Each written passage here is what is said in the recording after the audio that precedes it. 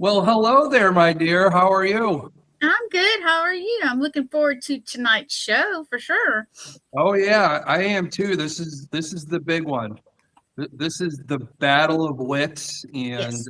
how the profiler or interviewer does it as they're up against the killer, the monster, or whatever is going on, or the suspect. So this is going to be a good one. Again, thank you everybody for tuning in. Again, like we do, if you have any questions, for the end of the show, all caps, so we know.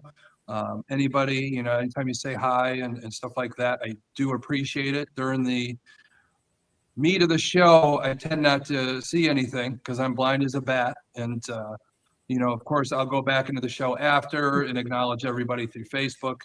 But, the biggest thing, probably the thing you just guys saw in the little commercial, Connecticut Paracon is coming up. Yes. It's July 11th, and it's going to be great. We got the first ever Jason from the first Friday the 13th movie.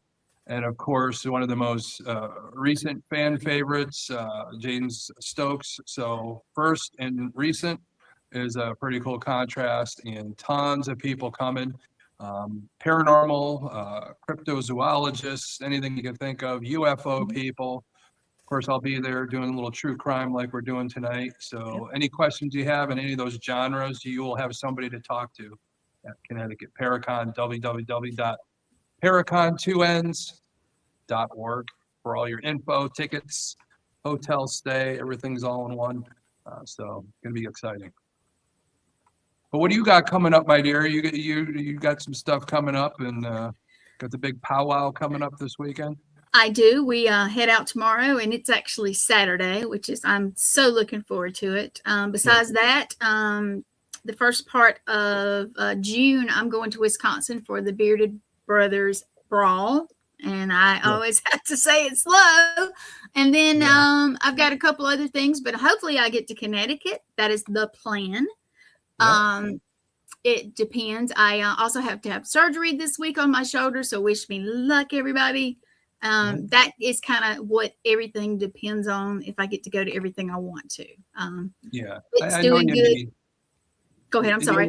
You never know what's going to happen, especially now. I found out today that my aunt is in hospice. Yes, so so I don't know what my schedule is going to be like for the next week or whatever. God forbid she doesn't have to suffer for too long, but I got to keep that travel in mind too. So, I do plan on doing next week's show, but you never know. And we'll if play not, it by ear. Exactly. If not, we'll do a rerun, and we won't do that unless we need to. But if we need to, there it is. So we'll get our prayer warriors out there and throw that out there. I usually don't talk about that type of stuff, but it's just on my mind. So I thought I'd get it off before I feed you guys some of this information. And, it's going to be, I got chock full of information. I'd love to talk a little bit longer with you, Gwen, but you know what time it is. Let's zoom in and uncover the criminal mind. All right, folks. Again, appreciate you guys tuning in. This is a big one tonight.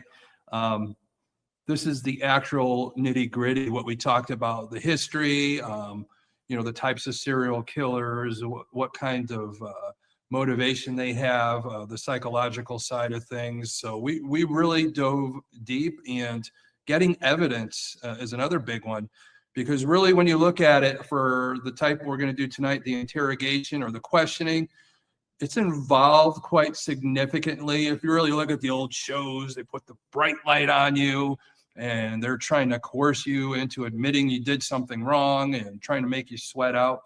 A lot of that is gone by the wayside. It's more sophisticated, psychological. A lot of the driven methods now, it's like more of a rapport building, behavioral analysis, of course, rather than that coercion. The most prominent framework currently used is a high value detainee interrogation group standards, which favor more of the peace model. We'll go into that, and the cognitive interviewing over the older, more confrontational, the old Reed technique that we used to do. It's more of the factual analysis, behavior interview. It was a 9-step interrogation designed to move suspects from denial to confession. it relies on a confrontational psychological tactics to overcome suspect resistance. So they really don't do that too much anymore. It's a discernment too of, you know, if you got them on the run, then yeah, you might want to try and put a little confrontational in there. So that's probably the big part of that. But we're going to really go into right up front. We're going to talk about more what the interviewer does, what to look out for, and what kind of resistance the suspect might be doing, the different types of questioning, how we question somebody that might be of the higher IQ, the serial killer, more they're trying to get one over on us. So those types of tactics. So we'll try and get through that pretty quickly tonight and all, and make sure I get all the information in. And the first part, the peace model, is what we're going to go off of. That's one of the things that we picked up from the British. So their standards are refined by a federal behavioral scientist. The peace model is a non-confrontational and aims to gather information rather than force a confession. So, of course, with anything, you know, whether we're questioning people, whether we're doing a paranormal investigation or anything like that, preparation and planning. So the investigator, we're going to want to create a profile of the suspect's personality, triggers, and intelligence level. So these are things we're going to want to look for before we actually sit down with them. So that background type of check, so we know what we're dealing with and how we're going to question and what kind of things that we're going to do to make sure we keep that things non-confrontational. So we have to engage and explain, building a working relationship. So the interrogator, of course, will establish a baseline for the suspect's normal behavior, or what we like to call, we want to know their truth. So account, clarify, and challenge. The suspect is encouraged to tell their story without interruption. So we don't want to interrupt them. We want them to tell their story. The interrogator, of course, then uses strategic use of evidence, which we call sue.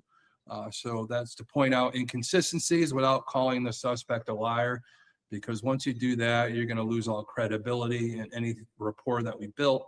So the closure, summarizing the account to ensure that no misunderstandings, evaluation. We're going to review all the interrogations, see what we learned and how the investigator performed. So we're putting that all together with that type of model called the peace model. So there's the behavioral baseline is what we want to dive into. That's where we look for leakage, a small leakage, involuntary physical or verbal cues. That occurred when a person is under stress. Of course, you guys got to realize it doesn't matter. A lot of them are going to be under stress, and we're going to see that. But sometimes when the stress isn't there, those, you know, the psychopaths, when we talk about, you know, their behavior patterns and all that, sometimes they don't show that stress because they're not feeling. So those are the things we have to look out for and know ahead of time and how we're going to question. But we want to establish our baseline, what we call our truth. You want to ask neutral question, like what's the weather like outside, those reports to see how the suspect looks and sounds when they're telling the truth. There's a cognitive load that we look at. The interrogators may ask a suspect to tell their story in reverse. It's not like you're going all the way into reverse, but you're getting a timeline. Like if you know the sequence of events, sometimes we're going to say, hey, you know, the event occurred at 8 o'clock. So we're going to say, you know, at 9 o'clock, what was going on? Hey, can you go back and let me know what was going on at 6 o'clock?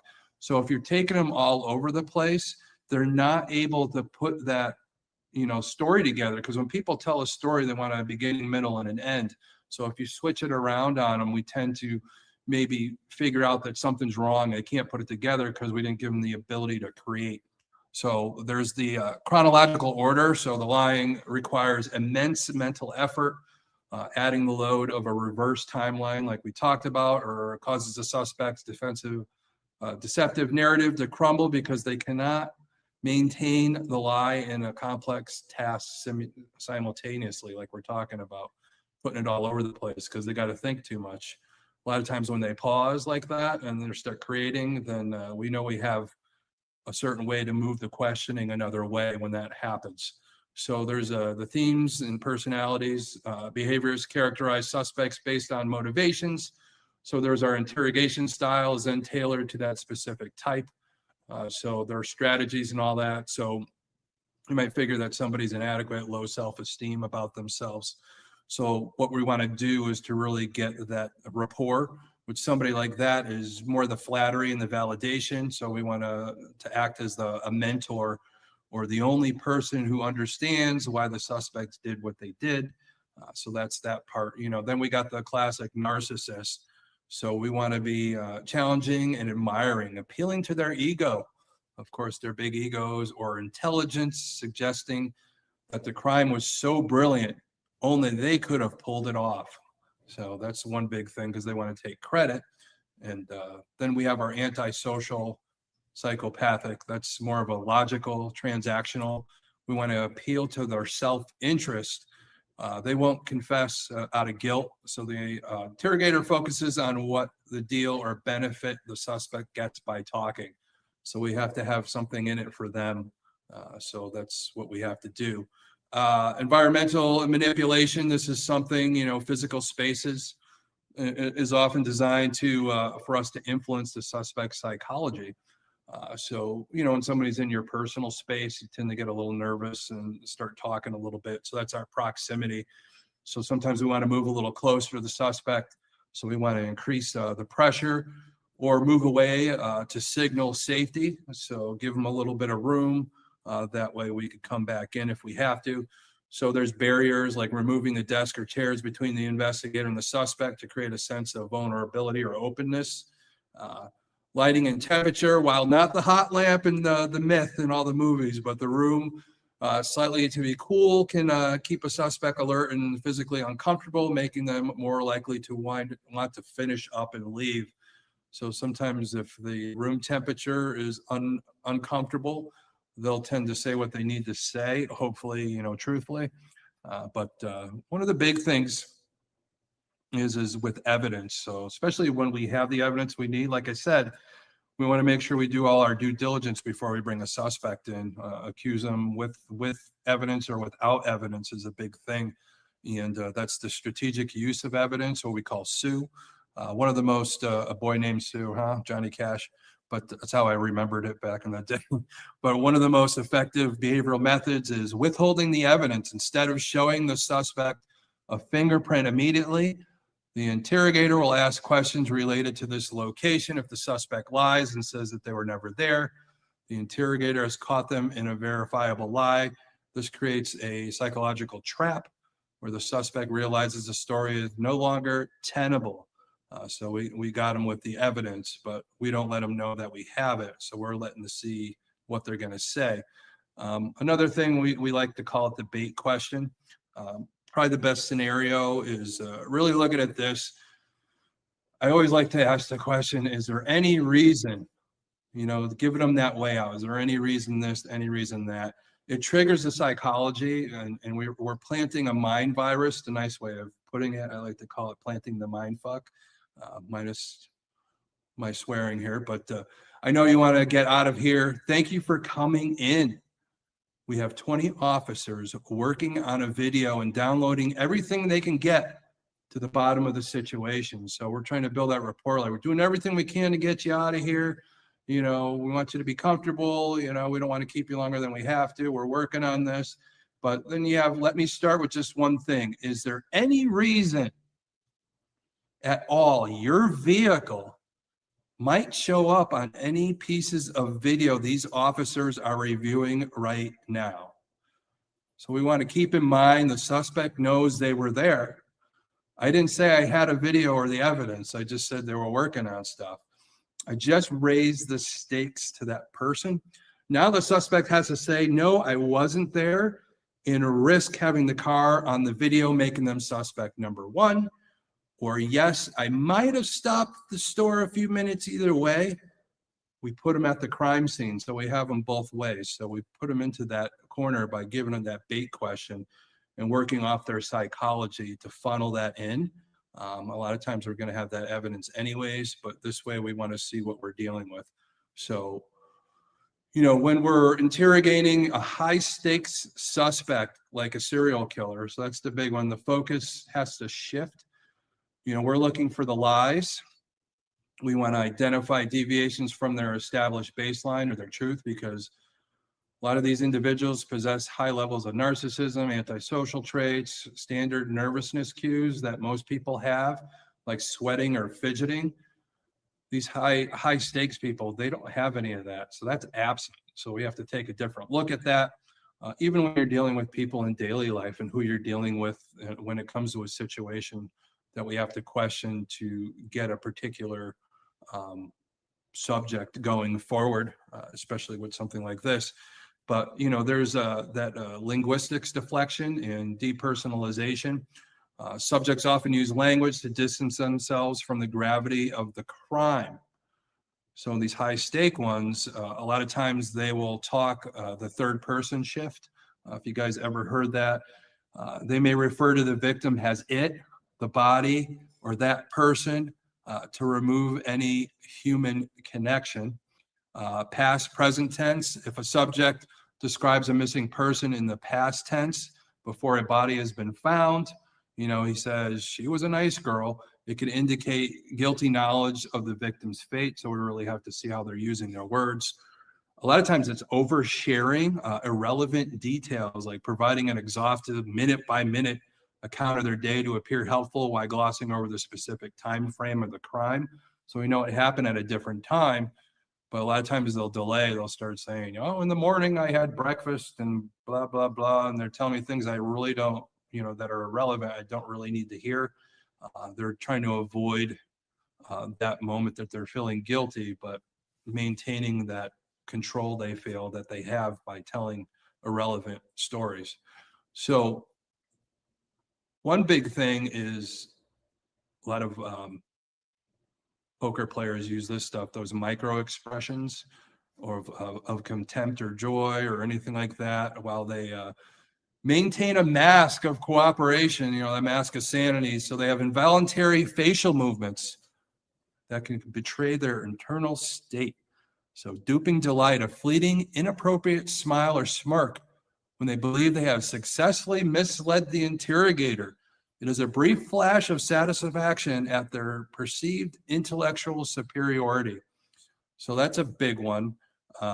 Asymmetrical expressions, a sneer or a one-side pull of the lip, contempt, often appears when an investigator asks a question that subject deems stupid or beneath them.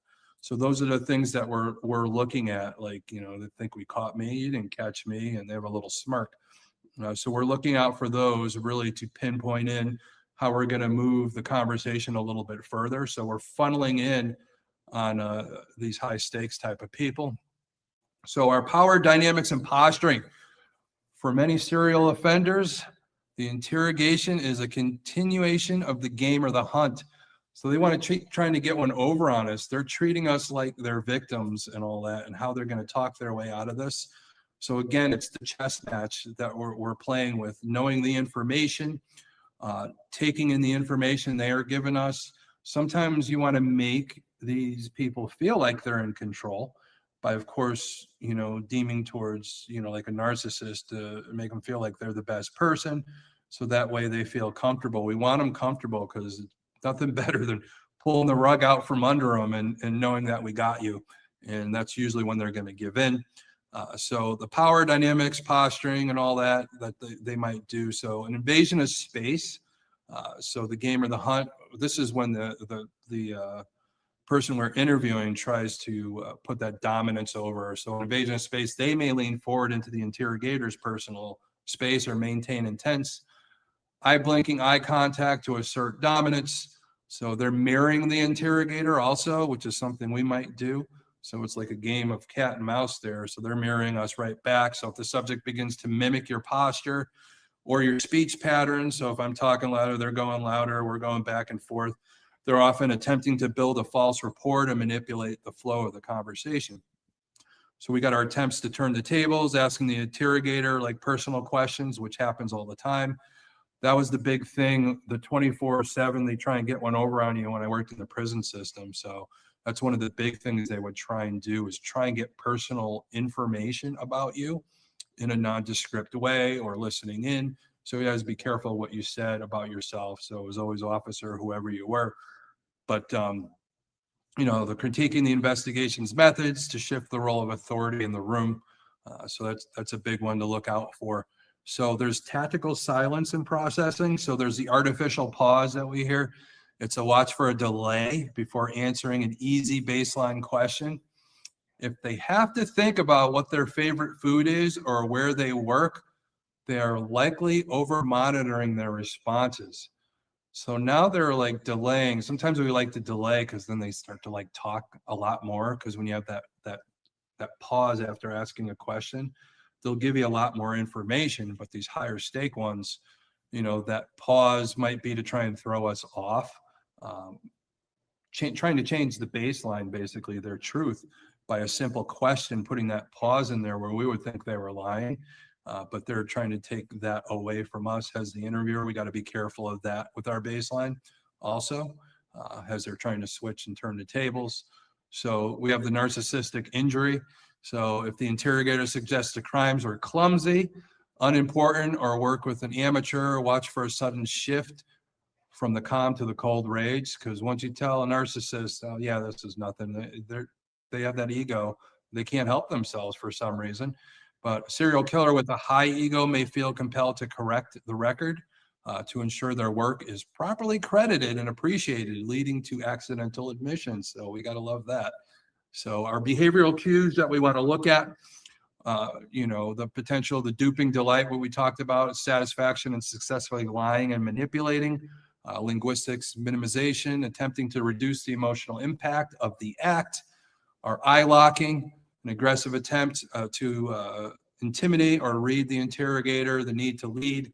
That's the attempting to direct the interrogation towards safe topics, like changing the subject, which a lot of people do when they're uncomfortable. So, but in forensic psychology, investigative settings and identifying deception relies on spotting our clusters of behaviors that deviate from a person's established baseline, our truths again. So no single gesture proves a lie. But certain physiological and verbal shifts often indicate cognitive load or emotional distress associated with being untruthful. So we got to keep in mind also deception is different within some cultures. So you have to be mindful of these truths or these subjects. Because I know the old saying is, you ask somebody a yes, yes or no question, and they're trying to agree with like you, and they start answering, but they're shaking their head, and you want them to say yes, and they're shaking their head, you would think they're lying. But in some cultures, like there's Indian cultures, that they just naturally shake their head. It's just part of their dynamic.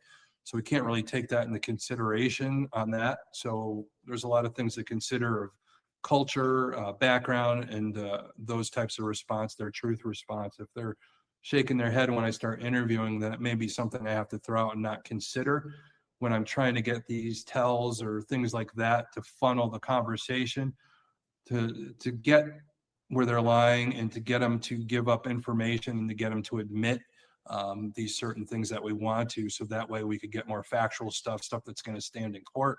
But the physiological shifts, the automatic responses when someone is deceptive, the fight or flight response, the feeling of fight or flight, when somebody catches you in a lie and you feel like, oh my God, how am I going to get out of here? And all this other stuff.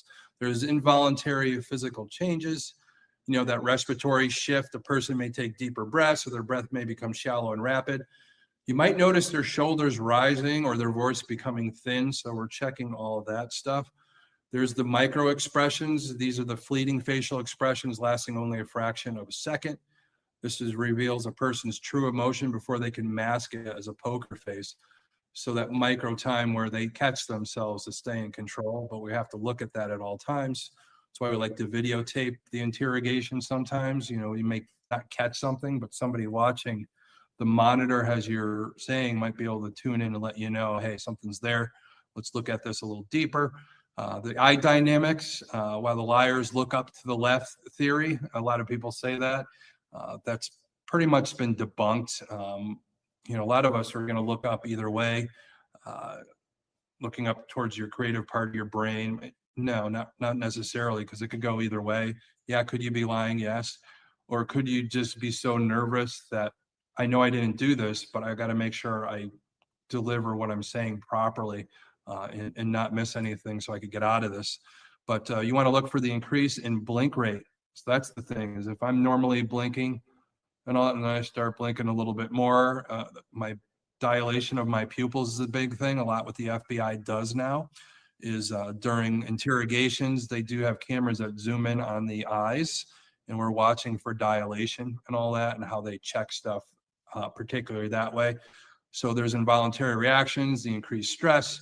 So some of the question will close their eyes. Some of them will close their eyes and look down when saying yes. It's an uncomfortable agreement to try and press forward to control feelings.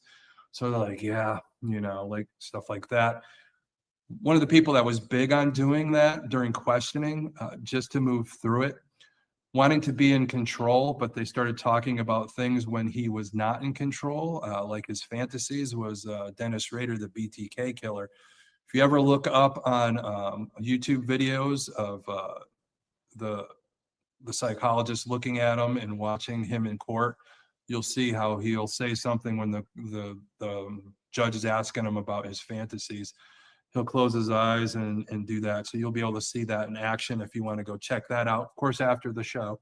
But another big thing, behavioral adaptations, deceptive individuals who use physical barriers or grooming gestures to self-soothe.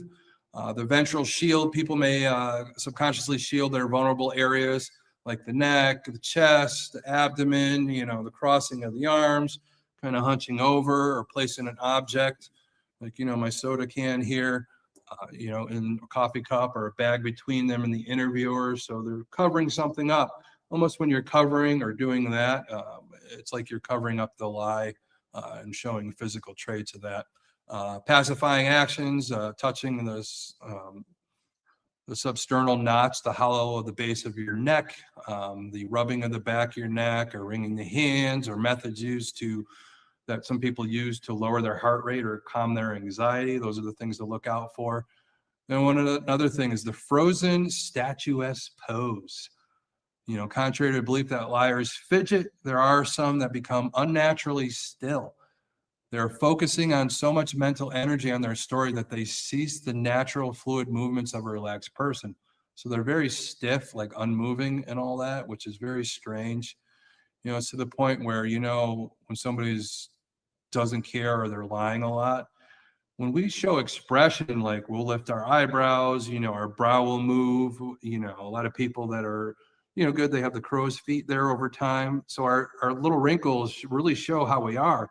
You know, unless you had Botox surgery and everything's flat there, some people that really don't care, you won't see that eyebrow or the movement of your up here where the wrinkles will come in. So that's another thing to look out for. Your forehead and your eyes on the side, how you smile, do your eyes smile, knowing that if somebody's empathetic or not, or trying to hide something, those are indicators to look at too. So our verbal indicators and cognitive load, lying is mentally taxing. Of course, it's tiring trying to make up crap. So it's better not to lie so you don't have to make up stuff and you'll have a better life that way. Subject must invent a story, ensure it's consistent, and monitor the interviewer's reaction simultaneously. This leads to the dead air delay, a noticeable lag between a question and an answer as the subject computes the best response. That's the biggest one. Linguistic distancing, using impersonal language, where somebody might say that woman instead of a name to psychologically distance themselves from the event or a person. That woman. So a lot of you might remember back in the day when Bill Clinton was going through the impeachment process, talking about if he had sexual relations with Monica Lewinsky. He referred to her as, I didn't have sexual relations with that woman. So that really is kind of a good example of what I'm talking about with that. Over-explaining. Again, we talked about that earlier, providing a mountain of irrelevant details to seem more credible. So we're trying to make ourselves look good, like we wouldn't do this because, I'm part of society. I'm on the board of this. I'm on the board of that, to make themselves feel like I'm not the type of person that would do this, instead of just, hey, I wasn't there, instead of trying to provide all this other information, they're skipping the core, the details of the event in question. So if you didn't do it, you didn't do it. So you don't need to make up all those stories circling around what they have you in there for. So, but behavioral incongruence, that's a big one. This is the most critical sign to watch for. It occurs when the body contradicts the words. like the mismatched nod we talked about, which may or may not work depending on the culture or background, saying, no, I wasn't there, while the head is making a very slight subconscious nodding motion. The asymmetrical expressions, I can't read anymore. It's a crooked smile or a shrug that only involves one shoulder, often suggests the emotion being displayed is forced rather than felt. So they're trying to force emotions to make it look like they really care, trying to mask showing empathy. So I'm going to go over a few of the interrogations of some famous serial killers and all that. And just remember, if you have some questions at the end, I know I'm flying through this. There's like a lot of information, but hopefully you guys will ask questions. You could see all that stuff.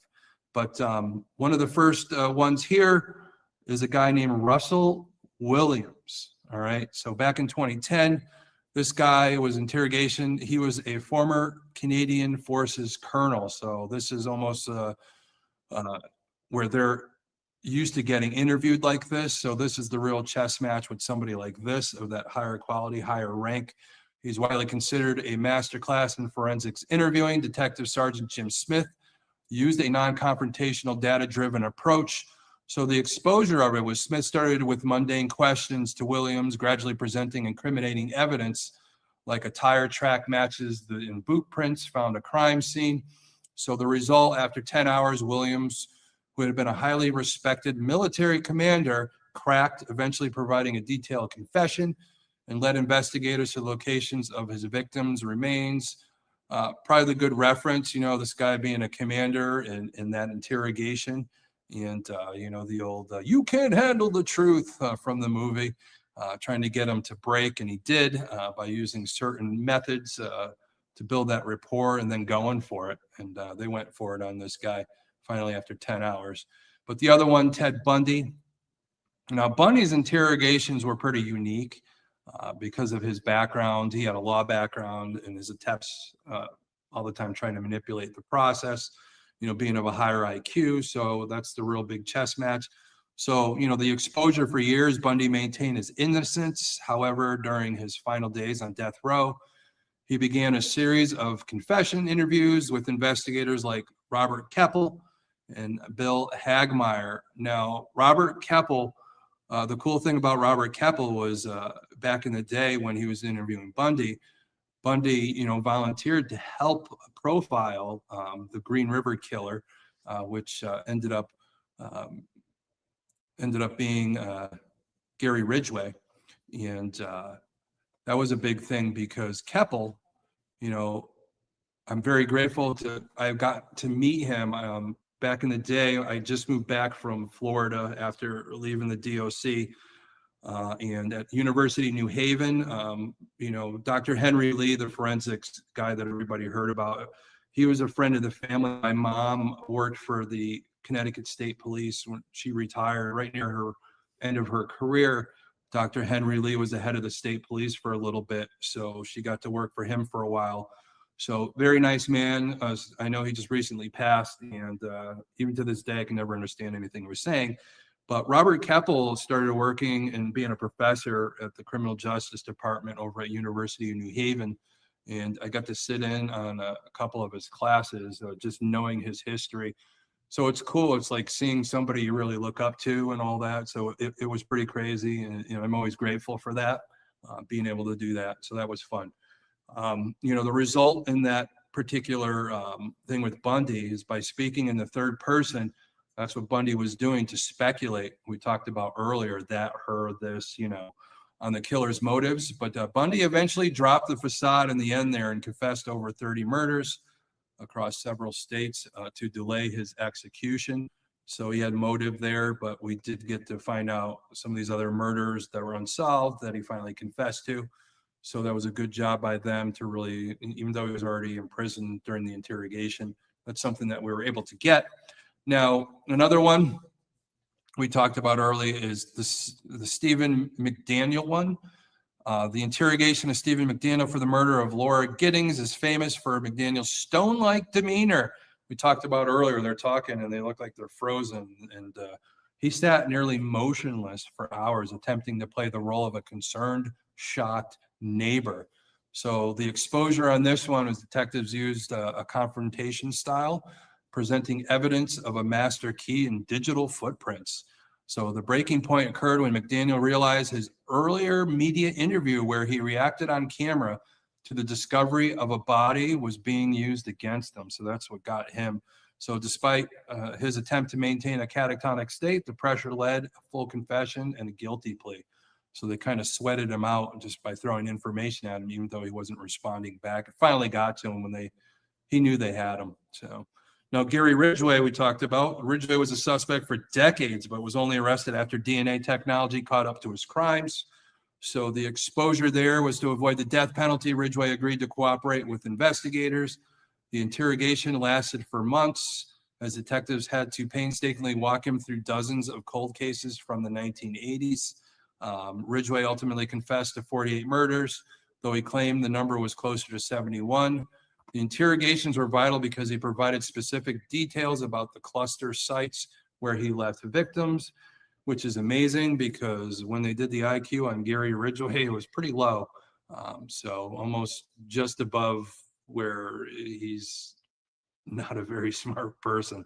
Even the coworkers that worked with him and all that, they thought he was too dumb to be the Green River Killer. They suspected it. This guy's too dumb. And that, unfortunately, that led to him killing more people. You never want to rule somebody out because IQ-wise, most serial killers are 90 or less. There's very rare that there are of the caliber of a Ted Bundy, or Ed Kemper, the co-ed killer, high IQs. And especially the next one on our list, the highest IQ tested from a serial killer was, of course, Jeffrey Dahmer. Unlike many others, Dahmer's interrogation was marked by the chilling level of cooperation. He knew he was God. All the evidence was there in his house. So what is he going to sue? What is he going to try and hide? I'm holding all these body parts for my friend, so that wasn't going to work. So what caught with physical evidence in his apartment, he did not fight the process, but the exposure. Detective Dennis Murphy, Detective Patrick Kennedy built a rapport with Dahmer, treating him with the level of professional courtesy that encouraged him to speak freely. That's the important part. People got to realize when they give up, you still have to have that rapport to him because you want to make sure, they're admitting to certain things, but there might be other victims that he knows you're not going to find in that home.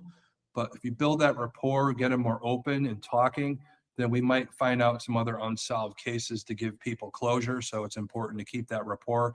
Even if they're dead to rights and all that, we have to keep it open to broader selection of being able to pick those things up. So the result was over 60 hours of interviews with Dahmer. He confessed to 17 murders. His detailed accounts allowed police to identify victims through dental records, their forensic analysis that would have been nearly impossible otherwise. So that's a big thing. And with that, when they interviewed him, if you ever seen some of that stuff, there's a lot of quotes that came out of it. But one of the big ones is, I got several tattoos, and I know Dahmer said that he didn't like to cannibalize people with tattoos. He said it tasted funny or whatever. So if you were tattooed, I guess you were safe from him. So that was one of the things he used to say. But that's the crazy part of it. And, the interrogations, are often the final chess match between investigators and offenders.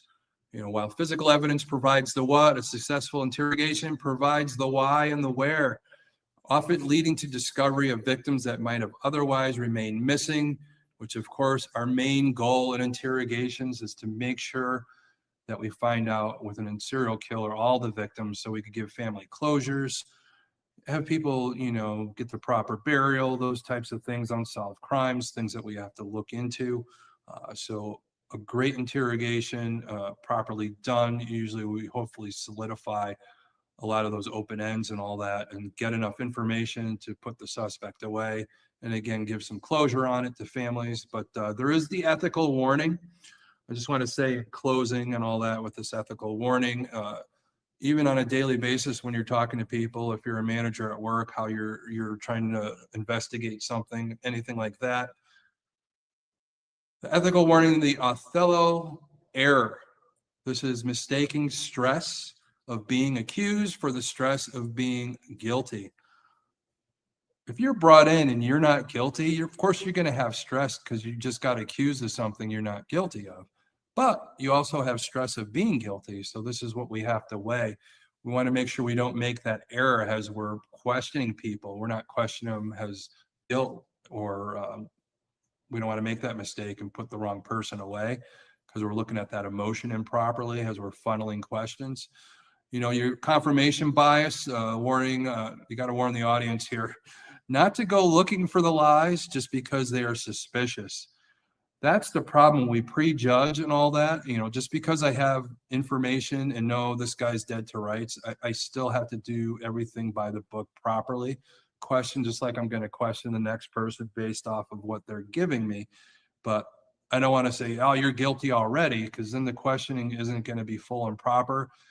And a lot of times, if you don't question, even if they are guilty and they are suspicious and we question it improperly, it could be thrown out in court and we could put somebody back on the street. So you have to be open to that. Now, our goal is not about the winning. You know, of course, we want to win and get all the information we can. It's more about seeking the truth, just to build a better communication, you know, whether it be with our children when they're trying to get the truth out of them, or, you know, the suspect, or if you're a higher level at work trying to question somebody to get that information. So, you know, really look at it next time you're in a meeting or in a tough conversation. Remember, after everything I told you, don't look for that twitch. You want to look for the change, and we want to look for their truth. That way we know people well enough when they're not acting properly in our daily life. So we have to look out for that. But we have to get enough information when it's a suspect to make sure that we know how we're going to move through all this. But, you know, I went through this pretty quickly. Hopefully you guys were coming into the last 15 minutes. I want to make sure if you have questions, make sure you let Gwen know. I know I went through this really quickly. There's a lot of different cases that are out there. There's a lot of different other ways of questioning people and all that as it comes. But there's a lot of video out there to look at what we talked about to really match it up, especially now when you watch some of these TV shows and how over the top it is. And it's really not that type of thing. But for now here, let's bring Gwen back on. Let's see what we have and see what you guys thought of today's episode. And we'll start thinking about what we're going to do for next week. Oh, what'd you think, Gwen? It was great. You know, I'm all into it all the time. So yeah.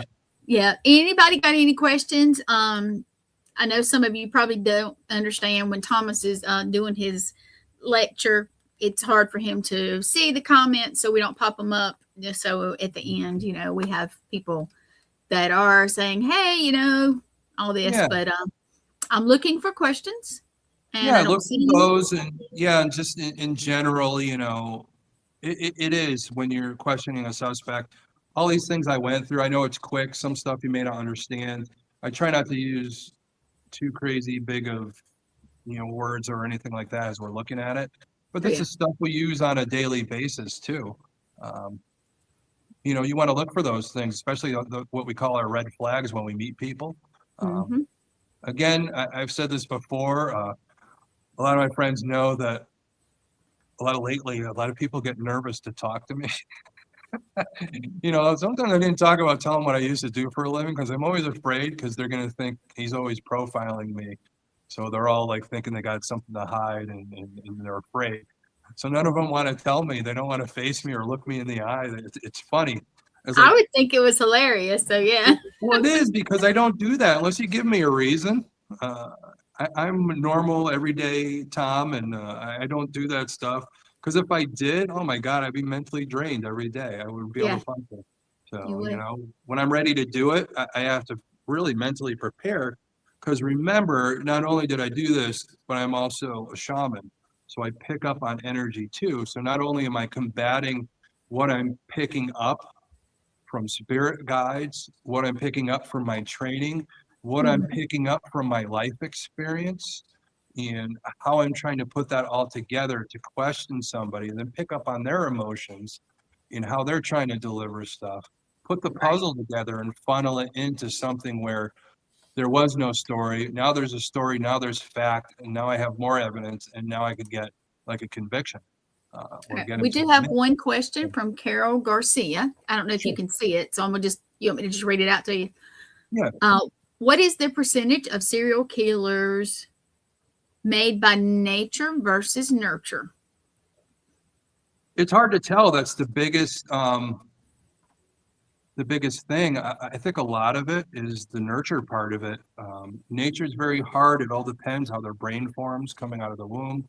If there's issues with the prefrontal cortex to the amygdala, that type of thing, our limbic system, how we're able to have impulse controls and all that. We all grow up with some sort of trauma and how we work through it. But a lot of times, if you don't work through it properly from that young age, we learn everything we pretty much learn is, our confidence, our survival abilities and all that are really done at an early age before critical thinking kicks in. Our main thing as a kid, and I talked about this on another show just recently, and I want to thank Tim Shaw for having me on the other day on his show to talk about serial killers, but we did bring this up. And, as a kid, your main thing is, okay, what do I got to do to be safe? Mm-hmm. What do I got to do to make friends? And then in some cases of abuse, or neglect, what do I got to do to get my next meal? So these are the things that are going on simply, but those are things that we need as we're adults too. We have other things we think about, but those are our core things that we're trying to survive. So nature versus nurture, really it depends on, the nurture side of how we're brought up and to be able to get through those things and things that have happened to us and what the catalyst might be. But being born, is there a genetic thing that's predisposed? Possibly. If your dad was a mean person type of killer with no conscience or psychopath or, antisocial disorder behavior, which most, serial killers have, those are the things to look at. Mental malfunction too, there's the old McDonald triad, where some kids, depending on how they're raised or depending how their brain works, that they might wet the bed into, their preteen years. They might, abuse animals for some reason. They like the fact that they like to light fires as a pyro and all that. Are these things learned or are they through the mind? So these are the things that we question, putting all this all together. So nature versus nurture could be a little of both, but I really lean towards the nurture part of it. I think a lot of these inmates, when they were interviewed, especially if you want a good book, Mindhunter, that's a good one that shows all the interviews with some of these serial killers. And there's a pattern. There's that McDonald triad pattern. There's head injuries when they were younger. There's abuse at home, neglect, especially with Dahmer. Dahmer was neglected so much that a lot of the things when he became a cannibal, he tried to, drill in their heads and put acid in and try and turn them into zombies so they would stay with them, so they wouldn't want to leave. And when that didn't work, he went into the fact that, he started consuming these people. I think what went through his mind was, now I have their DNA, I have their power, their essence, and they'll never leave me now because I consumed them. So that's like that neglect part of it, that bipolar type of disorder on top of the antisocial. So that goes into it too. Okay. So Brian Bohal, I'm not saying that right probably, but he says, how do you turn your gift off so that you do not receive everyone's emotions? Example, you walking around them all. It took me a long time. Really, do I turn it fully off? No. But you have to realize that what you're going to be up against, you have to ground yourself. It's all about grounding your mind, knowing that you're going to be receiving a lot of information when it comes to that side of things. Is there a foolproof way? No, I think more of it is you got to know who you are as a person and as a seer. You know the information that's coming in, you're used to getting it. How am I going to ground myself and how am I going to filter the information is more the way you want to look at it. Taking it all in, only you could allow that. Again, if I get angry, I allow myself to get angry. If somebody's yelling at me and I get angry, I allowed myself to react to that. So if I'm getting information or I'm getting people's energy, if I don't ground myself, I'm allowing myself to react to that. So if they're upset, I'm letting it in. So I have to put up that grounding shield and all that and go through that. Probably some of the people that are really good at that, Lee and Matt, they do their grounding and shielding techniques and all, but that's something you could look up online, or you could go see certain people in meditation and how they do that. So if you need assistance with that, of course, reach out to our Wardruna group. We're more than happy to go over those types of techniques with you. It's something we do with healing and helping other psychic mediums or seers or anybody that could, reel that in. So. All right. Carol Garcia, she says, has it truly been found that serial killers' frontal lobe has not fully developed? Occasionally there could be. It all depends on x-rays, MRIs that are done. Fully developed, technically, maybe not. It could be from a birth defect, like I said. It could be from an accident. Mm-hmm. Some kids, perfectly normal kid, then he's swinging on the swing and does, our kids like to go up really high. Oh, yeah. All of a sudden they flip over and they hit their head. They bounce back from it, but really the damage could have been done. It may not have caused a bleed where technically it could kill them if they don't check it out. But right. Part of her question, second part also is saying, and do you know how many people have been tested? A lot of times they will test a lot of these people, more so now than they used to back. The heightened moments of serial killers and all that. A lot of times now, with so much video evidence, DNA now, some of these people are looking for different ways to do these things. But 80s at the highest point, they really weren't really looking at that. So this is like newer developments, especially to take them in. They're going to be taking those x-rays or MRIs, especially to see if there's a misdevelopment there, to see if they could stand in court or anything like that, or if they're going to go on probation, they have to look at that, if we should let them out, if they could get on parole. So those are the things they have to look at and check those things out, because it does start to come into the situation now where that affects them for the rest of their lives, and they have no impulse control because of the way the brain developed and all that. So that's a possibility on that. Right. Now, Brian is saying thank you. And guys, do we have any more questions? Sorry, guys. Oh, no, it's okay. I know you're gagging over there. You went down the wrong pipe. I tell you. Sometimes it does. All right, guys, any more questions? Yeah, so just so everybody knows, next week, pending on life happening, I'm really planning on next week. So if you guys are watching, make sure you watch again. Make sure you rewatch the episode, the episodes if you missed anything, just to catch up. Because these first few episodes, I just want to teach you guys what I've learned, how I look at things, how my colleagues looked at things, and we're going to really get into the point where we're really going to dive in and want you guys to be involved.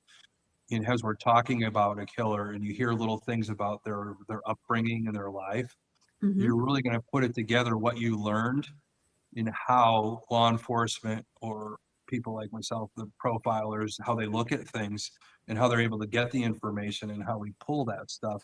So it becomes more exciting, especially when you watch a movie now and you hear all this stuff. You're like, oh, I was watching the show and they said that's a technique they use. And that's like, that might be, as they're acting in the movie, that may be they have bipolar disorder, or, oh, this one is disorganized. They're probably more of a sociopath.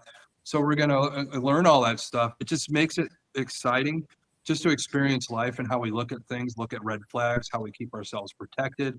But also when you watch a movie or a TV show, a lot of times if they're done right, it's pretty close to the real thing, or they kind of skim at it, but you're able to see it. So you're going to look at things in a different 360 view. Hopefully I'm able to provide that for you by watching the show.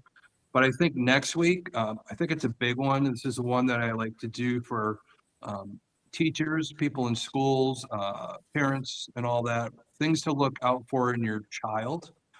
Profiling wise, I think it's more of how we develop our children, things to look out for, when to step in and get somebody some help, those types of things, when to help our family and friends. You know, you could see your nephew's acting weird, and you want to get him help, and how to deal with the parents, especially the ones that are neglecting, and how to get, you know, them to switch around and get their kids some help, or to pay attention, or to get somebody in that's going to bring them to get that help. It is our generations and all that. We have to try and cut a lot of this down. We have more knowledge now than we used to. So avoiding a lot of these monsters in the future is potentially there. And next week, pending, you know, we might have to delay it to another week, depending on how everything goes. But that way we could go over all that. And hopefully that'll be helpful for the parents out there, teachers, what they see when their students come to class, when their behavior changes, how to react to it, how to get them help, how to do it properly through the right channels, you know, and especially again with Wardruna, the healing group I'm in, we are able to provide those outlets for you with our group. And of course, reach out to us, you know, any of that. But I think, does Carol have another question there? She does. She also told you thank you for the other stuff. Yeah, She no said, do problem. you know how many cases have been solved by the use of dirt, bug, slime versus the use of DNA? Well, a lot of times with the bugs, dirt, you know, sometimes a certain bug and all that may be in a certain area. Let's say we're in town and there's a certain area where they found a body, and those bugs are specifically in that area. Then we go to our suspect's house, and all of a sudden one of those bugs is in one of their shoes. That's a potential way of putting somebody at the scene in a way. And a lot of times, some of these bugs, if they're around the body, they could consume that blood and all that. And let's say if somebody cut their finger, it could consume the blood of a suspect. And that way we could get, you know, DNA from that. I know she's talking about no DNA. But yeah, anything, dirt, bugs, anything that's in a crime scene could potentially be evidence, like we talked about evidence last week. If you want to watch that show, it might be helpful for this question too. You know, everything and anything, you never want to skip over it. You never want to assume, yeah, that's just dirt. No, we want to collect that dirt from around the body too, because there might be something microscopic in there that might break the case open. So we have to be cognizant of bugs in the area that's out of the ordinary, slime, anything, you know, especially, let's say the person threw somebody in the bathtub, that sludge in the drain is going to have DNA on it, or other types of evidence, hair evidence, anything like that. Because we don't know what they did, if they washed off in the tub, or we got to check everything on a certification. So. All right. Anything else, guys? We are at an hour. Oh yeah, we are at the hour. And again, thank you everybody that watched. Again, if you missed it, watch it again. Watch all the other episodes up until now. I think we're on number 5.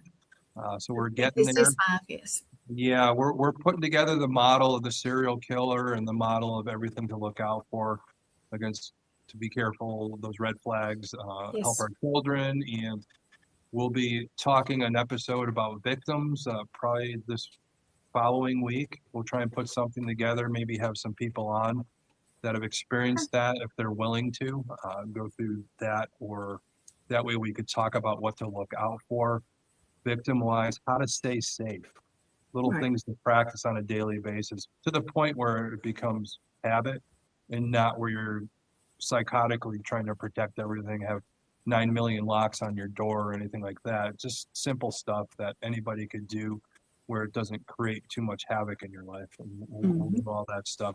That'll probably be the following week, so make sure you tune in every week anyways at 8 o'clock here, and that way we could go over all the cool stuff about serial killers, and hopefully it's jogged that interest, and answer a lot of the questions. And again, I appreciate all you guys. I appreciate you, Gwen. And Thank again, we're at the hour. I think we're going to end here, like I always say. Thank you guys for tuning in and going down the rabbit hole with us.